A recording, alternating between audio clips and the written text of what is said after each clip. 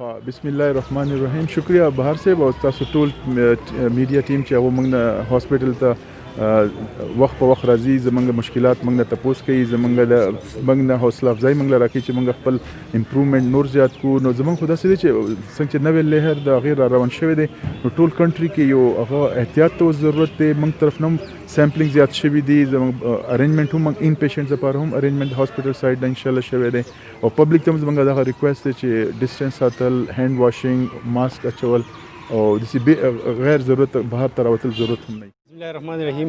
بهر صاحب ډیره مهرباني تاسو د میډیا د ملګرو، تاسو په هر مشکل وخت کې زمونږ چې کوم دی دغه کوئ او سپورټ کوئ، نو موږ ستاسو ډیر زیات مشکور یو. کورونا بل کم لیر چې دی هغه خو پوره خطرناک دی، ځکه چې نن سبا حکومت چې کوم دی سکولونه هم بند کړو.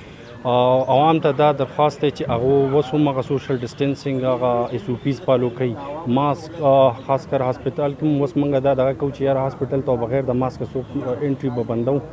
نو عوام ته دغه بل موږ هم پریپریشن فل فیز سٹارټ دي، دغه دا کو وارډ یو برابر کړی دی وته، او سینټرل سایډ باندې ډیلی سیمپلینګ کوو، کمیونټي کې هم سیمپلینګ کوو په ډیلی بیسس باندې، سکول ته ځي زموږ ټیمان.